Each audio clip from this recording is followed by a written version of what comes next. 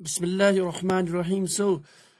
आज के टॉपिक में हम एक कंपैरिजन स्टडी देखेंगे between valence bond theory and molecular orbital theory, VBT and MOT. इनमें कंपैरिजन क्या है, कुछ सिमिलैरिटीज भी देखेंगे और कुछ जो मेन डिफरेंसेस है वो भी देखेंगे।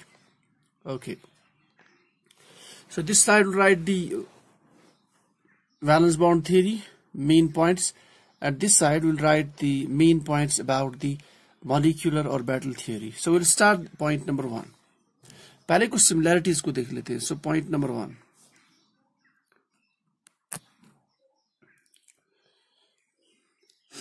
So अगर आप इसकी बात करेंगे, the valence bond theory, it was proposed by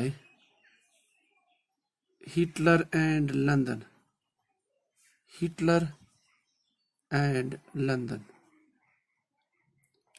So this theory, it was proposed by Hund and Mulliken.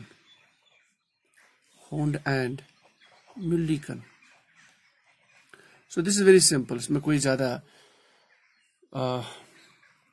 effort करने की ज़रूरत नहीं है. Simply you have to remember this. Okay, let's talk about point number 2.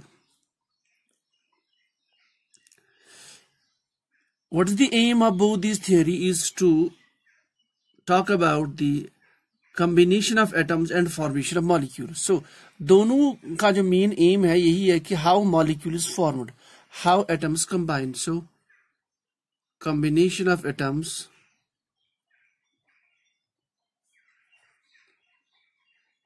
and hence to understand the formation of molecules.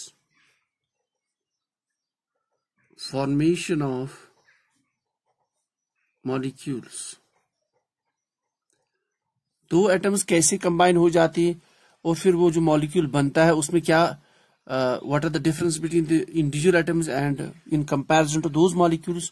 So same was the case with the MOT. So this is a similarity. अच्छा, point number 3, जो atoms आपस में combine हो रहे हैं वो जो molecule बनाते हैं उनके बीच में जो बॉन्ड है, as per valence bond theory. So valence bond theory के हिसाब से that bond is a covalent bond. So valence bond theory is interested in covalent bond understanding. Covalent bond means bond formed via the sharing of electrons between the two atoms. The same is the case here also.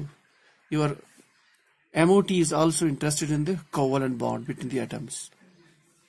Point number 4. Now if we talk about the I should say this, as per the valence bond theory, वो जो covalent bond आपका बनता है उसमें what is basically that each combining atom shares an electron. So as per this, each combining atom shares an electron. Show it by E negative. तो covalent bond में जो दो एटम्स के बीच में कोवलेंट बॉन्ड बनता है उसमें एवरी एटम या both the atoms in the covalent bond they share an electron. Same is the case as per the valence bond theory. अच्छा, नाउ फिफ्थ पॉइंट, जो मेन पॉइंट सिमिलैरिटी का जो main point है, अब जो covalent bond बन गया दो एटम्स के बीच में, so this is basically formed by the दो एटम्स जो आपस में कंबाइन होंगे, जो दो एटम्स कंबाइन होंगे, those combining atoms they must have the similar energy, same energy. So combining atoms they must have same energy or nearly same energy. So same is the case as per the MOT. अच्छा, fifth six point, जो covalent bond बनता है दो atoms के बीच में, basically atoms पे जो orbitals होते हैं in the extra nuclear part, they overlap. तो वो ऑर्बिटल्स कब ओवरलैप करते हैं, when they have the appropriate symmetry, उनमें सिमेट्री मैच होनी चाहिए. So orbital overlap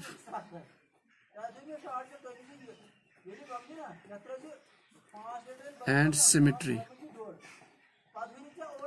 is important for the combining atoms to form the bond between the combining atoms.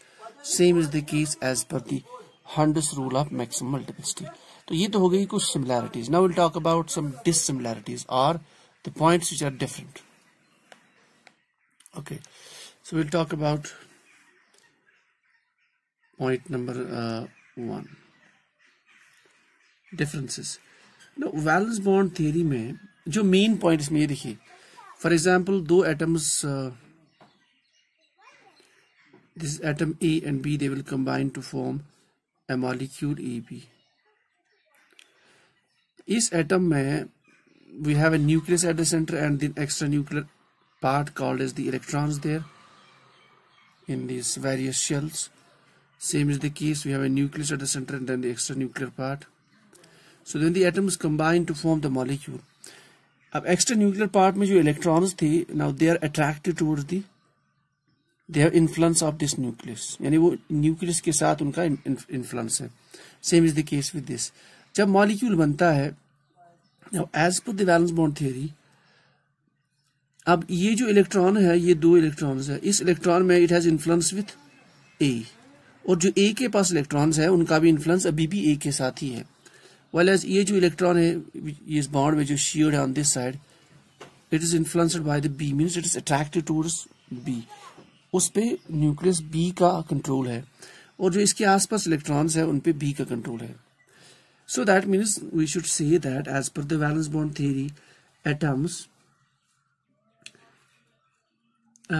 that this they retain their identity. So in the molecules, atoms retain identity.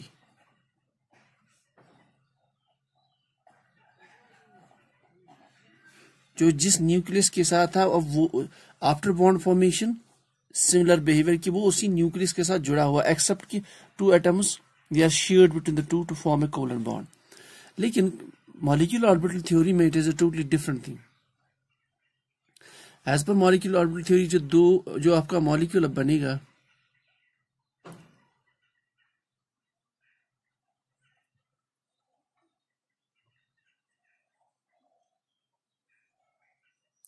अब जितने भी electrons इसमें होंगे, इन बीच में जो bond होगा, तो अब दीज इलेक्ट्रॉन्स जो है सारे के सारे, they belong to both A and equally they have the influence of the B. That means now the जो earlier के atomic orbitals थे जो combine हुए थे, they lose their identity after the formation of molecules. So that means atoms do not retain the identity.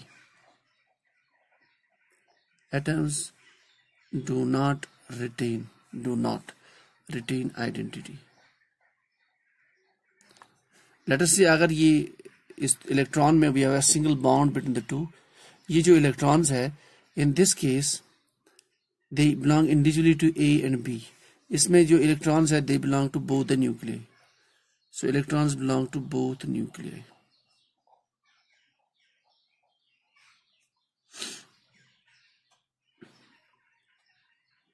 ठीक है. So इसमें basically ये जो न्यूक्लियस है उसकी interaction with electrons of these, ये जो न्यूक्लियस बी है, it has the interaction with electrons of A. So basically so they don't retain the identity atoms, and then the electrons belong to both the nuclei. ये दो main points इसमें. अच्छा, उसके बाद में if we talk about के कुछ main points इसमें, जैसे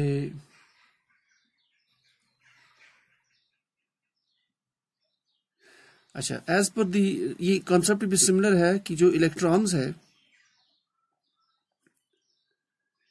इलेक्ट्रॉन्स इन द मॉलिक्यूल, जो अब नया मॉलिक्यूल बन गया by the combination of A and B, molecule A B, उसमें जो इलेक्ट्रॉन्स है, they are basically localised.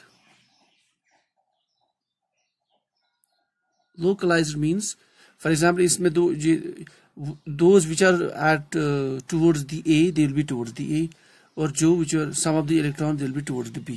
Means they are not in the delocalized fashion. Delocalization होगा कि electrons यहाँ पे भी जा रहे हैं, यहाँ पे भी जा रहे हैं, like resonance, यहाँ पे भी जा रहे हैं, यहाँ पे भी जा रहे हैं. So electrons are localized after the in the molecule after the combination atoms electrons are localized. ठीक है, कैसे लोकलाइज होते हैं? जैसे आइसोलेटेड एटम्स में थे, जैसे इंडिविजुअली इसके electrons they were only in the periphery of this atom, इसके आसपास आप देख सकते हैं, likely the electrons of this atom they were in the periphery of this. Like after the bond formation similar behavior hai. Electrons of A are they are localized towards A, electrons of B they are localized towards B. That means electrons are localized. Like there is no such concept in case of molecular orbital theory. उसमें जो electrons है they are delocalized, they are not localized, they are delocalized. Okay, next point. I will take some examples. जैसे मैंने भी कहा था localized, delocalized. That means जो concept of resonance है. So if we say this is your point number 2, this is point number 3, then we write point number 4. जो concept of resonance है,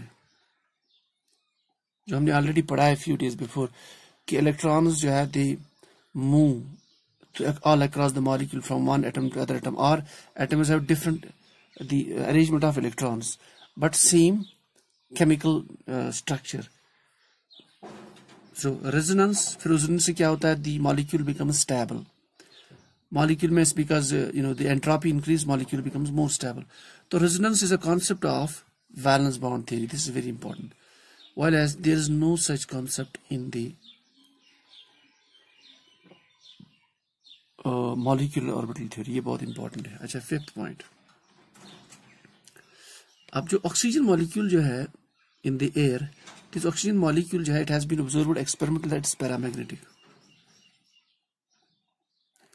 अच्छा, पैरामैग्नेटिक हमने डिस्कस किया है कि इसका nature, if you place it close to some external magnetic field, आप इसे एक्सटर्नल मैग्नेटिक फील्ड के क्लोज रख लीजिए, you will see the attraction between this molecule and the magnetic field.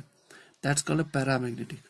क्यों paramagnetic? Because it has unpaired electrons. ठीक है, लेकिन इसका paramagnetic behaviour could not be explained bye,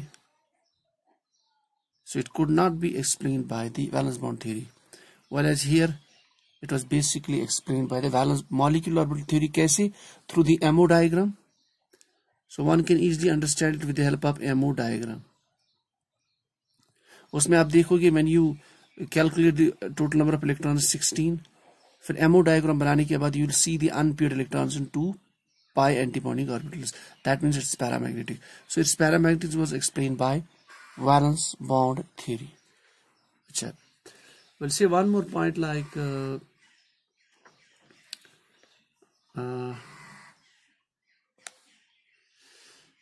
अच्छा, helium, hydrogen atom, H2 plus. H2 plus basically it's a molecule where we have single electron and a positive charge. So single electron because one is and a positive charge. As per valence bond theory we know आपको जब covalent bond बनाना है, at least each atom will share one electron, then only you will have the covalent bond formation like hydrogen molecule. तो इसके हिसाब से because one of the atoms is not having this electron, and because of that overall positive charge is p, so this molecule cannot exist. So this molecule will not exist as per valence bond theory.